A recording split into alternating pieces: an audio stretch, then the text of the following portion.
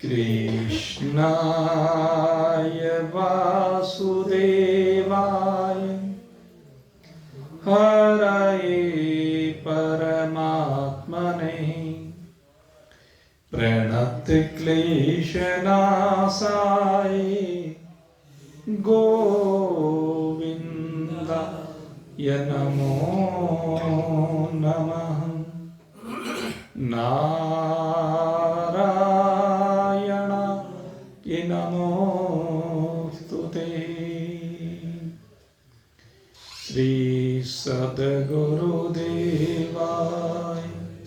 तुभ्यं नमोस्तुते।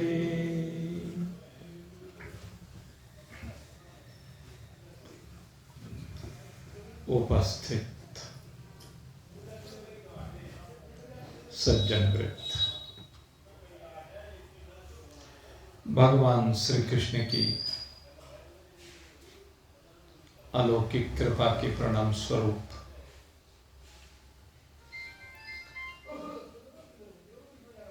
हमें उस तत्व का वो अलौकिक ज्ञान उनकी कृपा से प्राप्त हो रहा है, जिसकी चर्चा करना भी सामान्य व्यक्तियों के लिए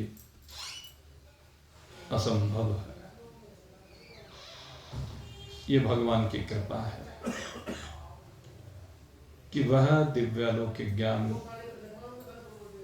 हम सुन पा रहे हैं, चर्चा कर पा रहे हैं और तदुपरांत मनन करके अपने जीवन में उतार रहे हैं। जो ये आध्यात्मिक ज्ञान श्रवण किया जाता है, ये होता ही जीवन में उतारने के लिए है। ये कहने के लिए नहीं है, ये जीवन को बदलने के लिए है। ये केवल दूसरे को उपदेश देने के लिए नहीं है, अपने जीवन को संवारने के लिए है। गोस्वामी जी महाराज ने यही कहा आखिर में, राम ही सुमेरिए गाइए राम ही संतत सुनहि राम गुण ग्रामहि। कहते हैं बस इस जीवन का एकमात्र उद्देश्य ही यही है कि हम राम जी को न केवल सुने बल्कि राम जी को अपने अंतःकरण में धारण कर लें, दिल में धारण कर लें, उस परमात्मा देव को, उस अपने दिलदार को अपने हृदय में बैठा लें। और जिन्होंने अपने हृदय में उस परमात्मा को बैठा लिया है, उसका जीवन वास्तव में जीवित जीवन हो गया है। नहीं तो यहां बस कंधों पर बोझ ही ढो रहे हैं। ये जीव अपनी अर्थी को अपने आप उठाए उठाए फिर रहा। जिंदा लाश है। जिंदा जीवन तो केवल भगवान की कृपा से, जिन्होंने संतों के आशीर्वाद को प्राप्त करके अपने जीवन में उतारा है, वही जीते हैं। भगवान श्री कृष्ण यही कहते हैं कि जो त्यागी होते हैं, वैरागी होते हैं, सन्यासी होते हैं, भावती अत्यागी नाम प्रेत्य न तो सन्यासी नाम कही। कहते बार बार मृत्यु से मृत्यु की ओर वो जाते हैं जो कर्म फल का त्याग न करने वाले होते हैं। लेकिन जो सन्यासी वैरागी ज्ञानी होते हैं, वे तो मृत्यु को प्राप्त नहीं होते हैं, वे मृत्यु का उल्लंघन कर जाते हैं, मृत्यु से परे हो जाते हैं। उनके जीवन में मृत्यु नाम की चीज रहती ही नहीं है। उनके लिए न इस लोक की बात रह जाती है, न परलोक की बात रह जाती है,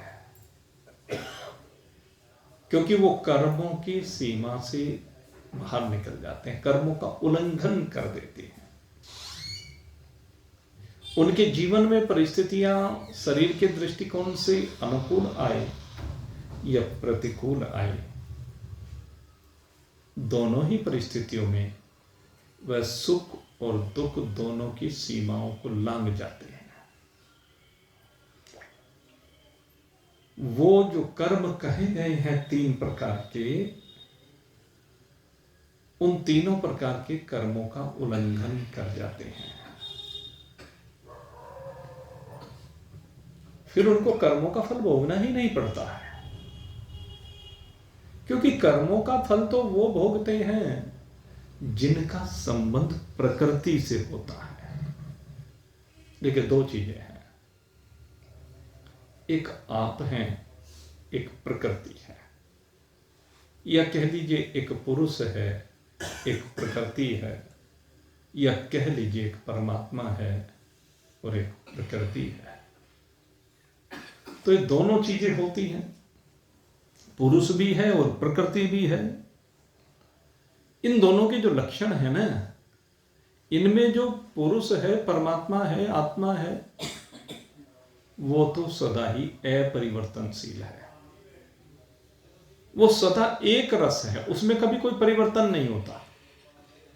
वो अदलता बदलता नहीं, उसमें कोई स्फुरना नहीं। परमात्मा की सबसे बड़ी विशेषता है, जो शुद्ध सच्चिदानंद घन ब्रह्म है, वो अचल है, स्थिर है, एक रस है, सदा आनंद स्वरूप है। और दूसरी बात है, जब हम प्रकृति की करते हैं तो प्रकृति सदा ही परिवर्तनशील है। प्रकृति में तो हलचल सदा होती ही रहती है, और ये प्रकृति की हलचल है ना, यही कर्म है। ये हलचल ही कर्म कहलाती है। अब वो प्रकृति, जितने भी शरीरधारी जीवात्माएं हैं, समस्त शरीरों में बैठकर के प्रकृति कर्मों की जनक बन जाती है। जैसे जैसे शरीर में बैठती है, इसकी प्रकृति भी शरीरों के अनुसार सबकी अलग अलग बन जाती है। एक जीवात्मा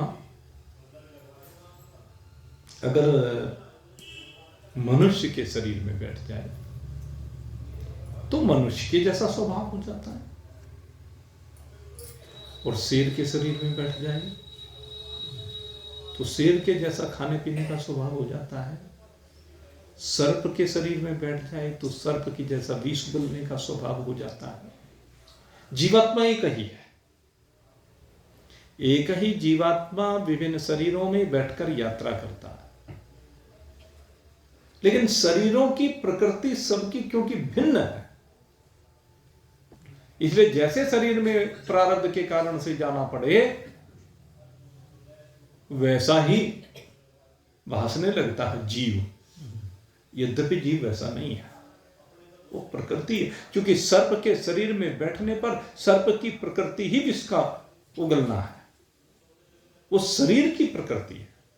लेकिन उस शरीर की प्रकृति के साथ जब ये पुरुष अपने को जोड़ लेता है, उसके साथ जब तादात्म्य कर लेता है, तो ये वही हो जाता है, और इसके अंदर एक मैं आ जाती है उस शरीर की। मैं सर्प हूं, मैं हाथी हूं, मैं शेर हूं, मैं मनुष्य हूं।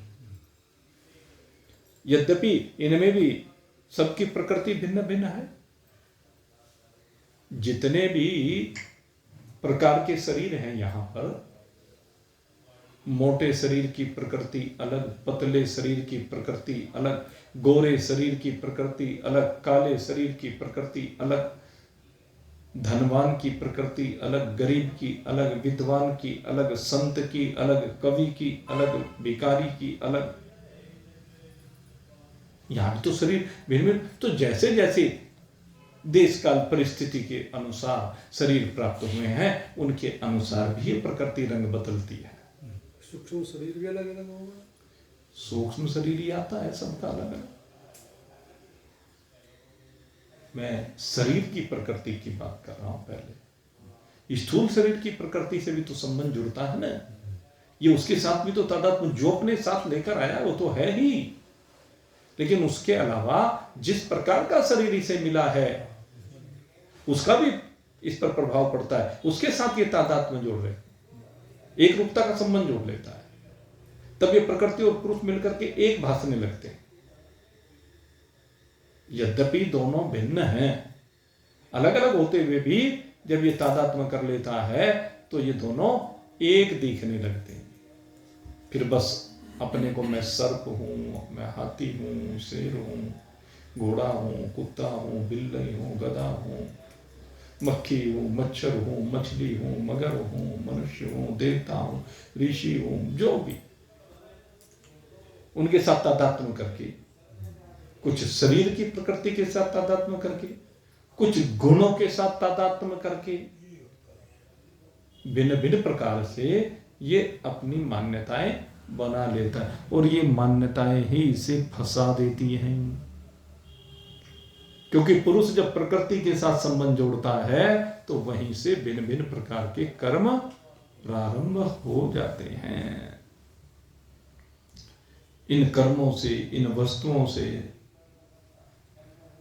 वो जुड़ जाता है, और जिससे भी जुड़ जाता है वहीं पर इसकी ममता बन जाती है, आसक्ति बन जाती है। जिस चीज में ममता होती है उसका अधिक से अधिक संग्रह करना चाहता है। धन में जब आसक्ति हो जाती है, धन से जब ममता हो जाती है तो अधिक से अधिक धन जोड़ने की इसकी प्रकृति बन जाती है। वो एक कहावत है, हर लाभ के साथ लोभ बढ़ता है। बस यही है, जिस दिशा में जो इसको अच्छा लगता है वो चीज इसको जब मिलती है तो ये चाहता है कि उत्तरोत्तर इसकी वृद्धि हो, उत्तरोत्तर ये वस्तु अधिक होती चली जाए। हर व्यक्ति की इच्छा होती है, बच्चे, धन, मान, सम्मान, पद, प्रतिष्ठा, ये सब चीजें, इनके साथ संबंध, और ये इसको बंधन में ले लेते हैं।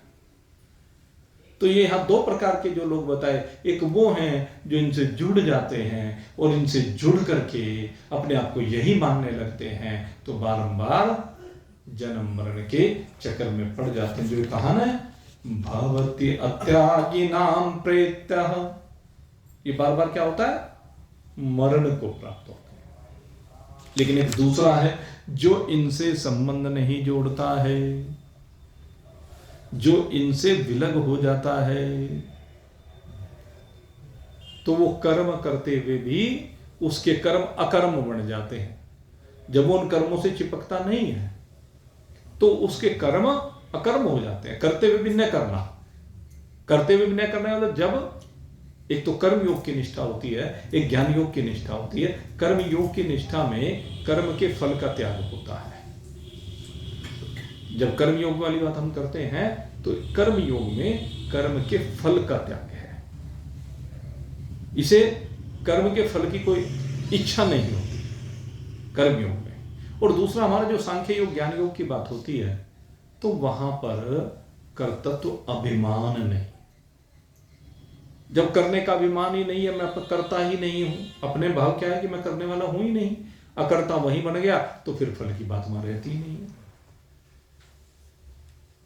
तो ऐसे जो त्यागी महान पुरुष हैं, वो चाहे कर्म योग के मार्ग से बढ़े, चाहे सांख्य योग के मार्ग से बढ़े, दोनों की गति एक है। दोनों कर्म के बंधन से बाहर निकल जाते हैं। तो ये जो कर्म का बंधन है, ये किसको है? जिसने यहां संबंध जोड़ा है। और जो संबंध जोड़ करके इन कर्मों के चक्र में भ्रमित होते हैं या भ्रमण करते हैं, तो अब वो कर्म का लेखा जोखा भगवान हमारे सामने रखने जा रहे हैं। आइए अब मैं आपको उस ओर लेकर जा रहा हूं जिसकी की चर्चा करने के लिए मैंने कहा था। आज उस चीज का हम शुभारंभ कर रहे हैं। तो सबसे पहले क्या है? कर्म। कर्म तो हम समझ गए, कर्म किसको कहते हैं, कर्म कैसे होते हैं? प्रकृति के द्वारा। और प्रकृति के अंतर्गत क्या है? ये कारण शरीर भी है, ये सूक्ष्म शरीर भी है, ये स्थूल शरीर भी है, ज्ञानेन्द्रिय, कर्मेंद्रिय, प्राण, अंतःकरण, मन, बुद्धि, चित्त, अहंकार, ये स्थूल शरीर, सतोगुण, रजोगुण, तमोगुण, ये सब कर्म के हेतु हैं। तो ये जो कर्म है, इनको एक दूसरे रूप में कल आपको बताते कि मन, वाणी और शरीर, इनकी चेष्टा का नाम भी कर्म है। और जो एक क्या है कि एक तो समझ करके कर्म का त्याग कर देते हैं, एक कुछ लोग योग के द्वारा कर्म का त्याग करते हैं। योग के द्वारा कर्म का त्याग करने से मतलब कर्म का जनक मन है, ये समझ। वैसे तो जीव है वास्तव में देखा जाए, लेकिन हमें जीव ना दिख करके मन दिखता है अक्सर, और मन ही बंधन का, मुक्ति का हेतु दिखाई देता है। यद्यपि ये तीन चीजें होती है, मैं आपको बताऊं। जब ये चर्चा चली गई है तो थोड़ा सा इस चर्चा को भी, क्योंकि आत्मज्ञान में ये बहुत जरूरी है हमें समझना। देखो, एक चीज तो होता है स्थूल शरीर वाली बात जब हम करते हैं, और दूसरी चीज होती है ये अंतःकरण मन। हम जब आपसे बात करते हैं कि भाई दृष्टा बनो, तो दृष्टा बनने में कौन बने दृष्टा? विषय यहां पर यह आता है कि दृष्टा बने कौन। तो सबसे पहले हम कहते हैं कि मन दृष्टा बने। हम सोचते भी हैं बार बार यही कि जो भी कुछ है मन, अभी जो कहा ना, मन एव कारणम मनुष्याणाम बंध विमोक्षणाम, मन ही बंधन और मुक्ति का हेतु है। तो हम मानते हैं कि मन दृष्टा है। किसका दृष्टा है? हमारे सारे कर्मों का दृष्टा है।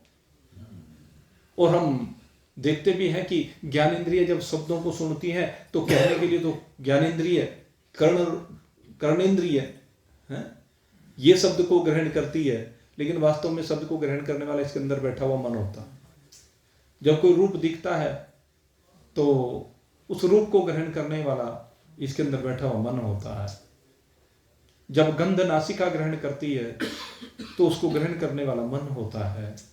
भोजन को ग्रहण करने वाला, स्वाद लेने वाला वो मन होता है। समस्त क्रियाएं जो भी कह लीजिए आप, उन सब क्रियाओं में हम मन को हेतु देखते हैं। और बहुत लोग होते हैं जो देखते हैं कि वास्तव में मन देखने वाला है इन सबको। मन से वो इन क्रियाओं को देखते हैं कि फलानी फलानी इंद्रियां अपने अपने धर्मों में बरत रही है। ये बहुत एक आसान सी क्रिया। कई बार हमने कहा कि थोड़ा सा पृथक अनुभव करने के लिए क्या करें कि श्वास को देखना प्रारंभ कीजिए। दृष्टा भाव अगर लाना है तो श्वास को देखना प्रारंभ कीजिए। तो प्रारंभिक अवस्था में हम क्या देखते हैं, जब हम शांति के साथ बैठ जाएं तो मन के जब संकल्प और विकल्प, आप देखना, मन के संकल्प विकल्प जब एक दिशा में चलने लगते हैं तो मन उस समय दृष्टा बनता है। श्वास आ रहा है, जा रहा है, ये आना और जाना, अगर यदि मन इधर उधर देख रहा है तो आना जाना दिखता नहीं है।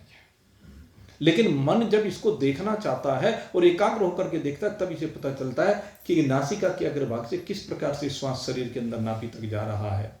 यद्यपि जाता तो फेफड़ों में है, लेकिन प्रतीति इसकी नाभि तक होती है, क्योंकि कुछ अंश जो है वो अपान वायु के रूप में नाभि तक जाता है, फिर सारे शरीर में व्याप्त होता है। तो ये एकाग्रचित होने पर मन देखने लगता है कि श्वास यहां जा रहा है, श्वास यहाँ से फिर ऐसे लौट करके वापस। तो ये मन के आने जाने की गति को देखना, ये योग मार्ग में विशेष रूप से इसका वर्णन आता है। तो मन इसका दृष्टा बन जाता है। और पहले श्वास के माध्यम से हम कहते हैं, फिर मैं कहता हूँ शब्द को देखने वाले बनो, फिर स्पर्श को देखने वाले बनो, रूप को देखने वाले बनो, रस को देखने वाले बनो, गंध को देखने वाले। एक एक चीज को मन के द्वारा देखो पहले, फिर आपको अनुभव होगा जब आप मन के द्वारा देखने लगेंगे मन अलग है और ये इंद्रियां और इंद्रियों के द्वारा ग्रहण किए जाने वाले विषय वो भी अलग है। तीन चीजें हो गई यहाँ पर। मन अलग हुआ, मन के द्वारा इंद्रियों को देखना अलग विषय हुआ, और इंद्रियों के द्वारा विषयों को ग्रहण करते हुए देखना ये तीसरा विषय हो गया। तो ये तीन चीजें सबसे पहले कही गई। लेकिन ये जो मन है ये दृष्टा नहीं है, क्योंकि मन तो जड़ है।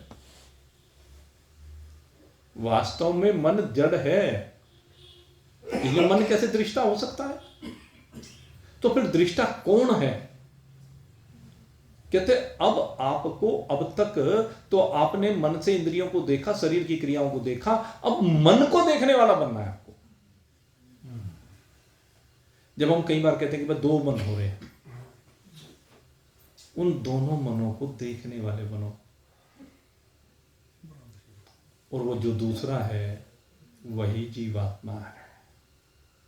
वह जीवात्मा जब मन को देखने वाला बन जाता है तो मन के धर्मों से अपने आप को अलग अनुभव करता है।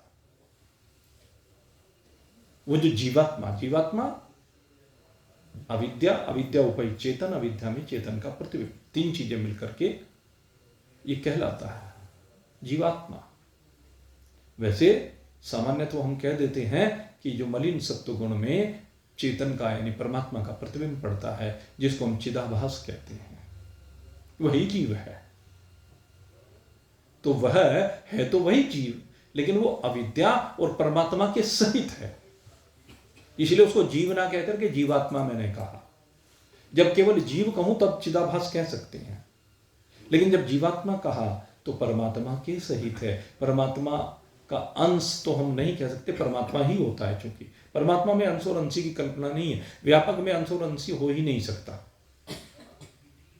आप जल के एक सरोवर में अंश और अंशी का भाव कर सकते हैं, उसमें से एक लोटा जल निकाल सकते हैं, लेकिन परमात्मा व्यापक है, उसमें से वो एक लोटा जल निकालने वाली बात करके आत्मा को अलग कर देना ये संभव ही नहीं है, क्योंकि परमात्मा सर्वत्र विद्यमान है। एक लोटा जल बाहर निकाल करके रख लिया, वो सरोवर से अलग हो गया, लेकिन एक लोटा परमात्मा को अलग करके हम उसे आत्मा रूप नहीं दे सकते, क्योंकि जहां पर उस आत्मा को रखेंगे वहां भी तो पहली परमात्मा है। इसलिए उसमें विभाजन नहीं, डिवीजन नहीं, विलगाव नहीं, भाग नहीं। परमात्मा में कोई भी भाग नहीं है, परमात्मा एक है, सर्वत्र विद्यमान है, व्यापक। इसीलिए कहा व्यापक। ब्रह्म और विष्णु दो नाम दिए गए हैं। ब्रह्म और विष्णु दोनों का जो अर्थ होता है वो व्यापक होता है। जो व्यापक तत्व है वह ब्रह्म या विष्णु कहलाता है। इन सब के आध्यात्मिक भाव है। तो ये जो जीवात्मा है भाई, दृष्टा ये है। और इस चीज को जब आप अनुभव कर लेंगे ना, तो समझ लेना आपका संबंध संसार से कट गया है।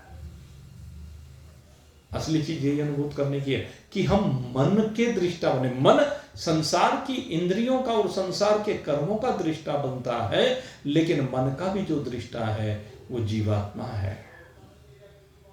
ये जीवात्मा जब इसका दृष्टा बन जाता है तब अपने को इससे पृथक अनुभव करता है, और जब ये अपने को पृथक अनुभव करता है उसी समय दृष्टा यानी परमात्मा का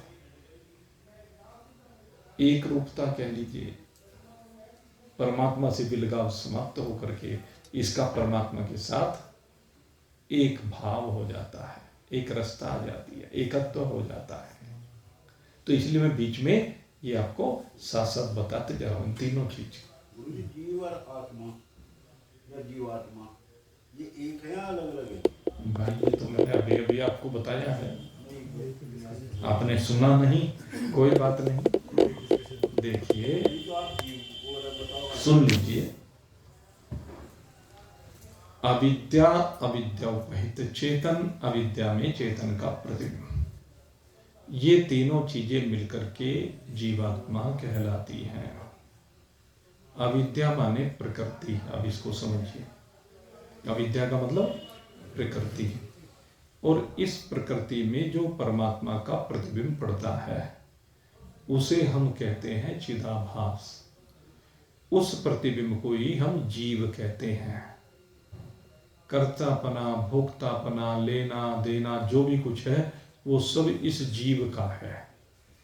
और तीसरी चीज, क्योंकि परमात्मा से विलग कोई दूसरा देश है नहीं, तो परमात्मा रूपी देश में ही ये परमात्मा की प्रकृति भी रहती है और परमात्मा का प्रतिबिंब भी रहता है। तो परमात्मा तो सब जगह पर सदा ही विराजमान है, इसलिए तीनों को मिलाकर के जीवात्मा कहा जाता है। अकेला चिदाभास जीव कहलाता है और तीनों को मिलाकर के जीवात्मा कहलाता है। आगे बात समझ। जैसे शरीर से निकल के जावे, जीव जावे, आत्मा यही रह जावे। आत्मा तो बसती भी गई, अजन्म है। जब यहां से शरीर की यात्रा परिपूर्ण होती है तो इसमें से क्या क्या निकल करके जाता है। सबसे पहले स्थूल शरीर यहीं रह जाता है। दूसरे नंबर पर सूक्ष्म शरीर है जो निकल करके जाता है। सूक्ष्म शरीर जो निकल करके जाता है उसमें 5 ज्ञानेंद्रिय हैं, 5 कर्मेंद्रिय हैं, अंतःकरण चतुष्ट है और 5 प्राण। ये सूक्ष्म भाग है जिसे वायु के बुदबुदे के समान कहा गया है, और हम कहते हैं चैतन्य है, एक तरह से चेतना है ये। तो ये निकल करके जाता है और उसको निकाल कर लेके कौन जाता है। अब बात ये है ना, कहते हैं वो जीवात्मा है।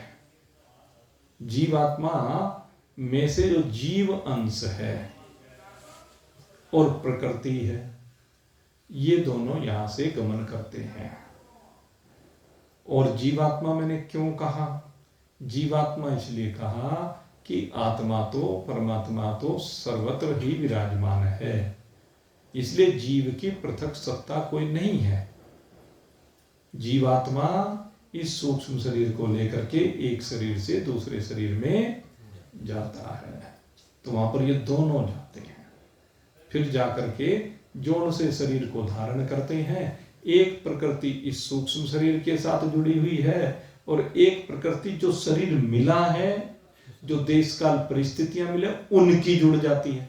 तो दोनों के जुड़ने पर ही फिर आगे उसकी जीवन की यात्रा बढ़ती है।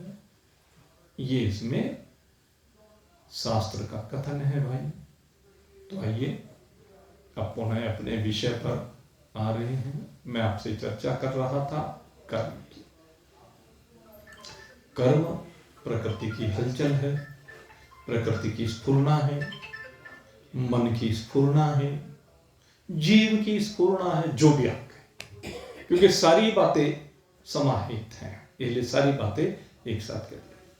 और साधारण भाषा में मानव, वाणी और शरीर, इन 3 के द्वारा जो भी कुछ होता है वही कर्म कहलाता है।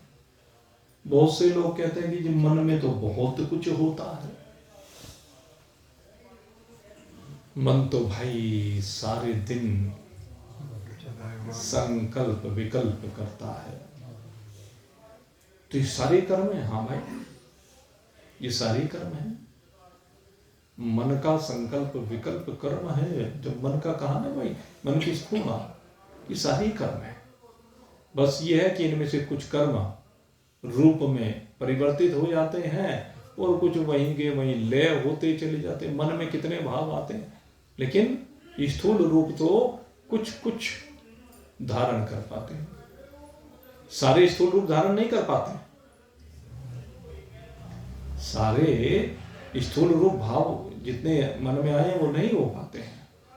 आप देख लीजिए रोज के अपने संकल्प विकल्प कितने आपको खुद ही स्मरण नहीं रहते, लेकिन क्या ही है, पूर्व प्रकृति के कारण, संस्कारों के कारण स्फुरित होते ही हैं, स्फुरित होते रहते ही हैं। तो ये वहीं की वहीं स्फुरित भी हो जाते हैं और वहीं की वहीं उनका फल प्राप्त होकर के वहीं के वहीं लय भी हो जाते हैं।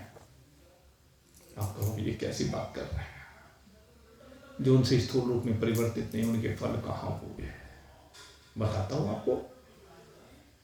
आपके मन में कोई भाव आया, चाहे शुभ आया या शुभ आया, जब शुभ भाव आया तो आपका चिंतन मनन उसके ऊपर चला कि नहीं चला?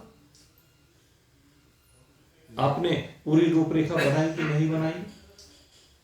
जब वो रूपरेखा बन रही है, आपके सामने एक स्वप्न से का संसार खड़ा हुआ कि नहीं हुआ? आप उस संसार से जुड़े कि नहीं जुड़े? आप उस संसार में खोए कि नहीं खोए? जब शुभ कर्मों के संसार में आप खोते हैं तो उस समय आपको सुखद अनुभूति हुई कि नहीं हुई? ये उसका फल। और जब मन में कोई अशुभ कर्म जन्म लेता, अशुभ स्फुरणाएं होती हैं, उनके ऊपर विवेचन होता है, चिंतन होता है, मनन होता है, तो वो भी एक स्वप्न का रूप धारण करने लगते हैं। मन उसमें घूमने लगता है, और जब अशुभ कर्मों में मन घूमने लगता है तो उससे फिर वो अग्नि उत्पन्न होनी शुरू होती है, संतप्त करना शुरू कर देती है, आपके दिल को जलाना शुरू कर देती है, शरीर को जलाना शुरू कर देती है, आपके भाव बदलने प्रारंभ हो जाते हैं। कभी क्रोध का भाव आता है, कभी काम का भाव आते हैं कि नहीं आते हैं? हो गया कर्म का फल? क्यों नहीं हुआ? और एक बात बता दो भाई, बहुत सी जगह पर कहा कि मानसिक कर्मों का फल नहीं होता, लेकिन मैं तो आपको मानसिक कर्मों का प्रत्यक्ष फल बता रहा हूं। मैं इस बात को नहीं मानता। मानसिक कर्मों का फल तो सबसे ज्यादा होता है।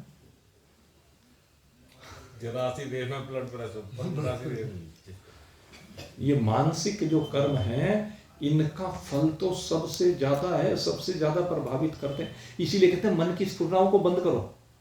योग किस लिए है? चित्त वृत्ति निरोधस्य योगः। योग दर्शन, इसके ऊपर पूरा शास्त्र लिख दिया गया कि चित्त की वृत्ति को रोकने का नाम ही योग है। क्योंकि जब चित्त की वृत्ति रुक जाती है तो ये चित्त की वृत्ति परमात्मा से जुड़ जाती है। जब तक वृत्ति रुकती नहीं है, कर्म होते रहते हैं, स्फुरणाएं होती रहती हैं, और उसके कारण से इसका योग परमात्मा से नहीं हो पाता है। परमात्मा से इसका योग तभी होगा जब चित्त की वृत्ति, चित्त की स्फुरणाएं, चित्त के मन, ये क्या नाम, संकल्प और विकल्प, ये बंद नहीं होगा। इन संकल्प विकल्पों की सीमा से बाहर निकलना होगा, और संकल्प विकल्प तो ये बंद नहीं होते। बंद होंगे जब आप इनसे संबंध हटा देंगे। और संबंध कब हटेगा? जब जीव मन को देखना प्रारंभ कर देगा, जब ये जीवात्मा मन से विलग हो जाएगा। मुश्किल तो है लेकिन असंभव नहीं है। और ये साधक, ये सत्संगी, ये इसीलिए तो आते हैं। उस संसार से संबंध हटा करके परमात्मा से संबंध को जोड़ने के लिए तो सारी साधनाएं होती हैं। अगर ये दिन साधनाओं से मन ना जुड़ा हुआ होता, ये जीवात्मा दृष्टा ना बना हुआ होता, तो फिर किस लिए साधना? बहुत जीवात्मा ऐसे हैं जिन्होंने परमात्मा से संबंध जोड़ा है, जोड़ रहे हैं, जुड़े हुए हैं। उन्होंने चित्त की वृत्ति का निरोध कर लिया है, चित्त की वृत्ति को रोक दिया है। चित्त की वृत्ति को रोकने अर्थ योग अनुशासन। कहते हमें योग के अनुशासन में प्रवेश करना पड़ेगा। जो योग दर्शन है वहां पर यही कहा कि हमें अनुशासन में रहना पड़ेगा।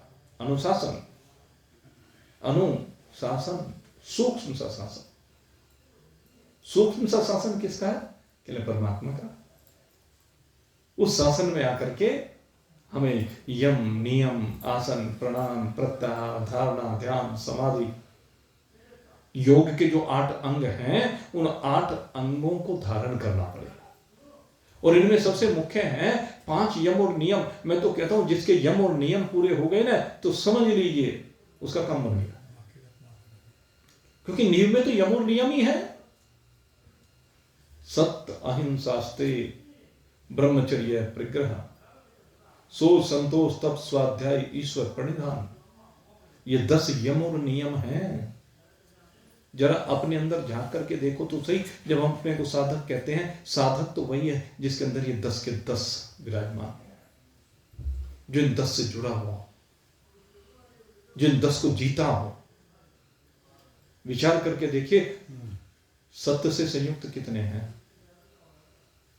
हम सत्य से संयुक्त कितने हैं? क्या 100% सत्य में हैं? अगर यदि जीवन में 100% सत्य को धारण कर लिया तो जो कह दोगे वही हो जाएगा। क्योंकि सत्य में संयम करने से योग दर्शन के ऋषि पतंजलि कहते हैं कि सत्य में संयम करने से सब कुछ सत्य हो जाता है। वाणी से निकला हुआ एक एक शब्द सत्य होता है। ओम ब्रह्मर्पण ब्रह्महवि ब्रह्माग्नो ब्रह्मणाहुतम ब्रह्मैव तेन गंतव्यम ब्रह्म कर्म समाधिनो।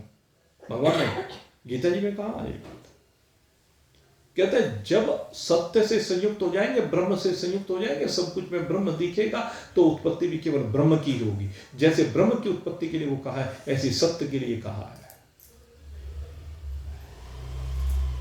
जो सत्यव्रत होता है, जो सत्यनिष्ठ होता है, उसकी वाणी से निकला हुआ एक एक शब्द सत्य ही होता है। क्योंकि जिसने सत्य को जीवन में धारण कर लिया, उससे सत्य के अलावा कुछ निकल ही नहीं सकता। यह विशेषता मेरे मित्रों। सत्य सबसे पहला आधार है, दूसरे अहिंसा है। जो पूर्णतः अहिंसात्मक हो गया, कहते हैं उसकी हिंसा हो ही नहीं सकती। जिसने हिंसा का विचार ही मन से निकाल दिया, जिसके मन में हिंसा का विचार ही नहीं, जिसके मन में हिंसा के भाव ही स्फुरित नहीं होते हैं, कहते उसकी हिंसा करने में कौन समर्थ है? उसकी हिंसा हो ही नहीं सकती। वहां क्रिया की प्रतिक्रिया हो ही नहीं सकती। नयनम छिन्दन्ति शस्त्राणि नयनम दहति पावक न चैनम क्लिदन्ति आप न शोष्यति मारुतः। दुनिया में कोई ऐसा अस्त्र शस्त्र नहीं बना जो उसे काट सके, कोई जल गीला कर सके, कोई वायु सुखा सके, कोई अग्नि जला सके। है ही ना दुनिया में कोई ऐसा अस्त्र शस्त्र, क्योंकि वो सबके साथ एक रूप।